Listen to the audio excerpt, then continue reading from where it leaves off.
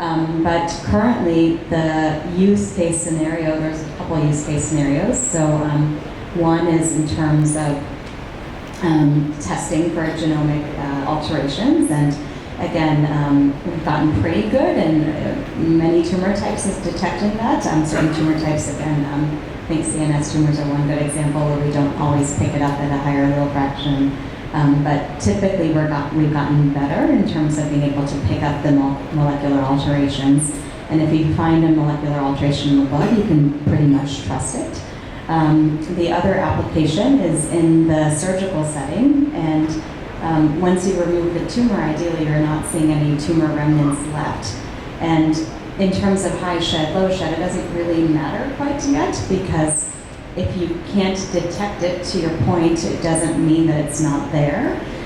So we are not able to yet use these tests to say that tumor is not there.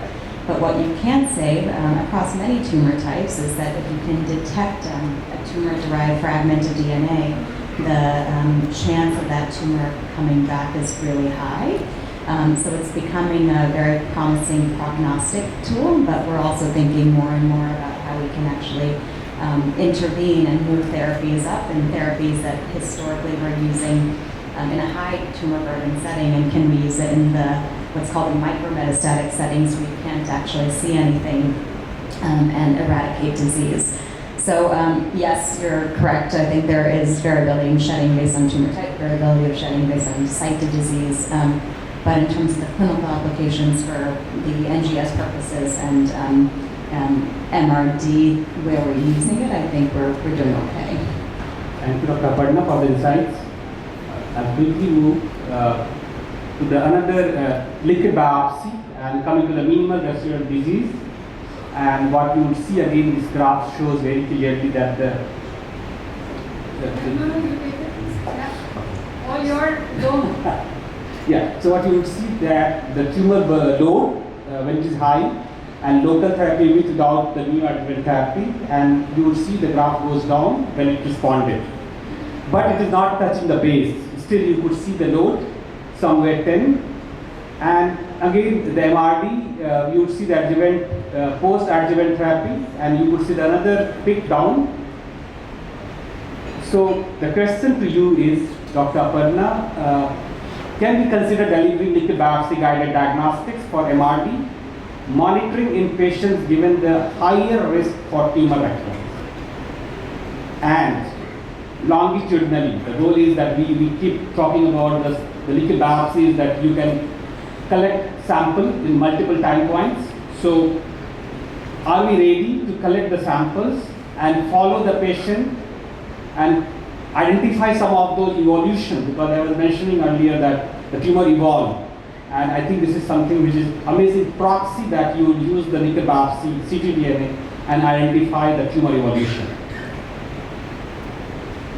Yeah, so at least the commercially available MRD test, we're not yet able to answer that evolution question, because right now they're based on two methodologies.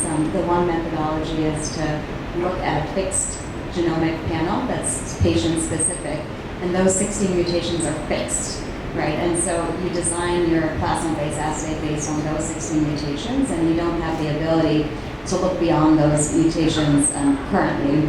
I think the data is there, but that's not yet available to the clinician. So in terms of really understanding what's happening that's driving that recurrence, hopefully we'll get there, but currently, because you're looking at the same sort of fixed set of panels, we're not able to. And then the other approach looks again at a fixed non-patient specific panel, and then adds methylation signatures. So methylation is a way to basically turn genes on and off in a layman's term. And when you add, again, that methylation panel to the fixed genomic panel, it's a binary result. It's detected or not detected, so it's not really answering that kind of evolution question. But in the therapeutic monitoring or in the kind of NGS setting, yes. And as you follow patients over time with different panels that are designed for a different purpose, so it's not the same panel again in every different purpose, you do have the luxury of starting to be able to answer some of those questions of clonal evolution and acquired resistance. Thank you. So this is a very interesting slide, and I have been working in the area of circulatory tumor cells for more than a decade, I would say. And again, I thank Dr. Govind Babu. When I moved to India and I was looking for the collaboration, and I kept telling that why did I find him when I moved to India in the day.